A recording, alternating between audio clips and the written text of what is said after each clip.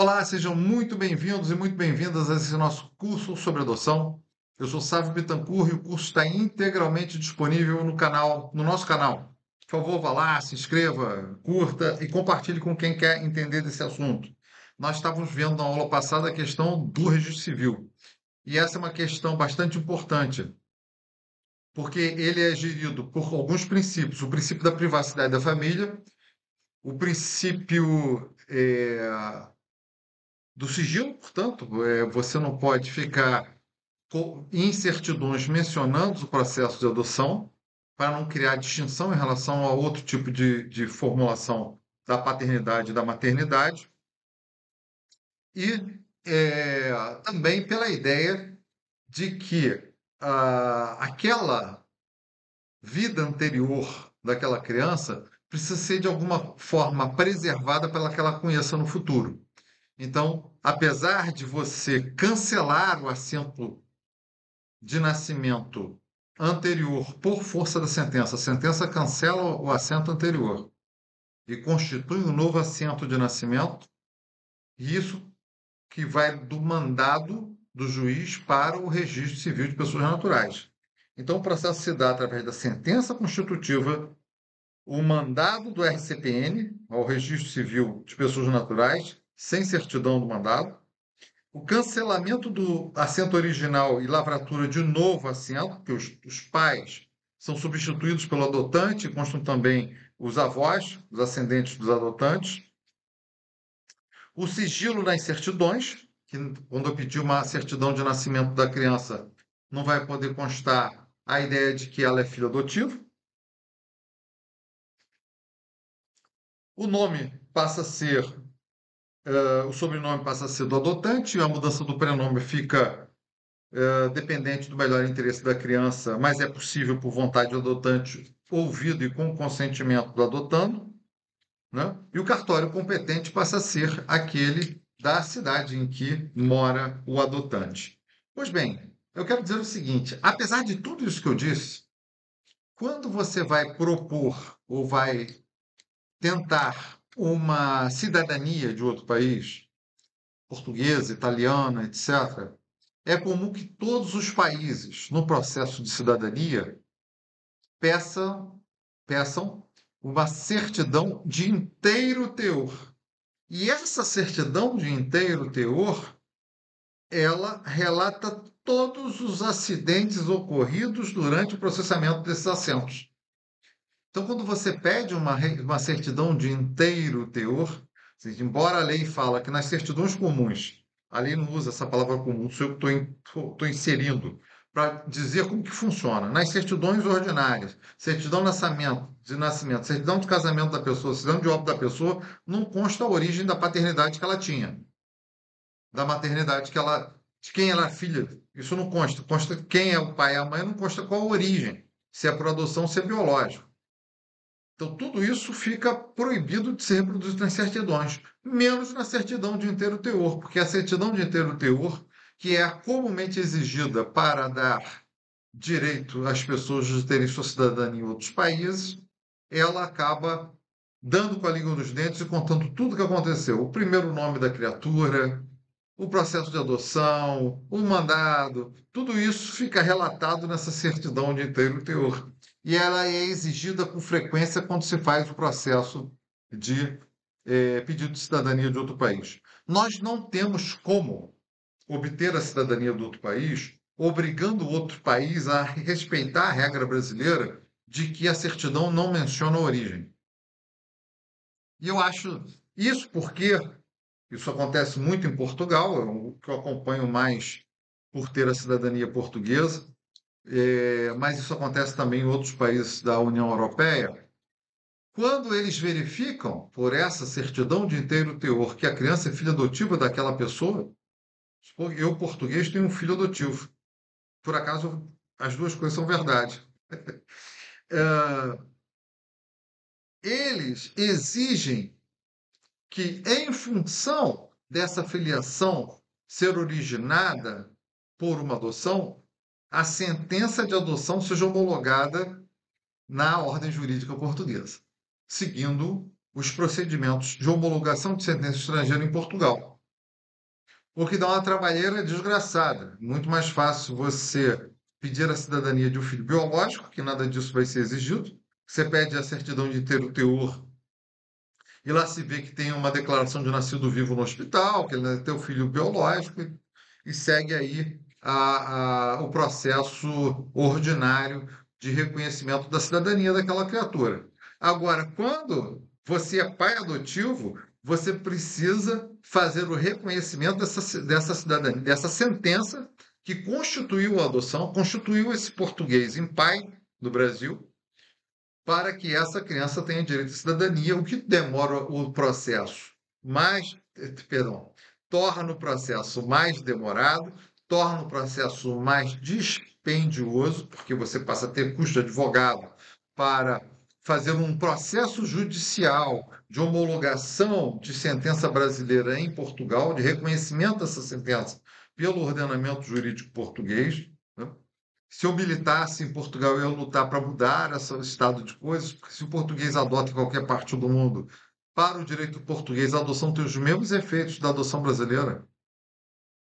E, portanto, aquele filho de português é filho de português porque foi adotado. Deveria, por uma simples certidão, mostrando que aquele português é pai daquela criança, aquela criança passa a ter cidadania portuguesa. Mas isso não funciona assim em Portugal. Em Portugal é exigido, agora eu não vou discutir com a ordem jurídica portuguesa nesse curso, né? Eu também acho que isso devia ser diferente, mas não é assim que funciona. Em Portugal, como a sentença de adoção foi uma sentença brasileira, para que haja reconhecimento pelo ordenamento jurídico português, é necessário que essa sentença seja homologada. Então, existe sim uma certidão de inteiro teor que trata de tudo o que aconteceu na vida daquela criança que veio pela adoção, e as pessoas ficam cientes de que a adoção foi a forma que originou aquela filiação. Então, a despeito de tudo que ensinei na aula anterior, a despeito de tudo que estou falando nessa aula, do princípio da privacidade da família, do princípio do sigilo, temos aí sim a ideia de que há um tipo de certidão que é pedida e é exigida para esse tipo de obtenção de cidadania estrangeira. E aí você tem que fazer o desarquivamento do processo no Brasil inteiro, enviá-lo todo para que Portugal saiba como que esse processo se deu na ordem jurídica brasileira. Então, você tem um grande trabalho. O que eu recomendo para as pessoas que adotam filhos e que têm essa pretensão de obter uma sentença estrangeira, de obter uma cidadania estrangeira, que mantenham cópias de todo o processo de adoção, de todo o processo de habilitação, porque isso vai ser pedido e lá eles terão que fazer um processo no país que se busca a cidadania, um processo de reconhecimento de sentença estrangeira, como no Brasil também se exige de sentenças do exterior. É algo que talvez os países precisassem tratar, né, numa ampliação da Convenção de Haia, para dispensar essa etapa burocrática, confiando um na ordem jurídica do outro, que faz adoções legais, que a adoção dada por um juiz cumpriu os requisitos integrais de uma adoção que estão exigidos pela Convenção de Haia, que todos os países são assinantes, né? Pelo menos a grande maioria deles. Então, eu não estou tratando aqui de adoção internacional, é uma adoção nacional, né? Um português que mora no Brasil, mas que eventualmente tem a cidadania brasileira, que adotou uma criança brasileira.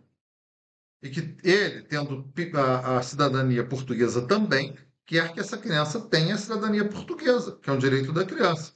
Eles vão exigir uma certidão do inteiro teor, a certidão vai mencionar a adoção, isso vai incrementar o seu custo e o tempo da concessão dessa cidadania, do reconhecimento dessa cidadania.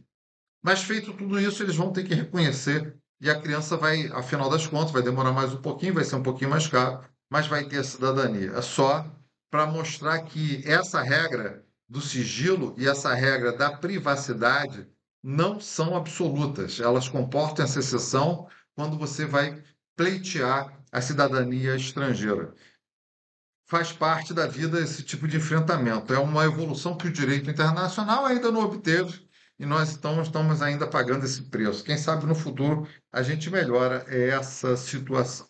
Pois bem, uma outra questão que é super relevante está no artigo 48 do ECA, que diz: o adotado tem direito a conhecer a sua origem biológica, bem como obter acesso restrito ao processo no qual a medida foi aplicada e seus eventuais incidentes, após completar 18 anos. O parágrafo único diz: o acesso pode ser definido antes dos 18 anos, a pedido do adotado, com orientação e assistência jurídica e psicológica.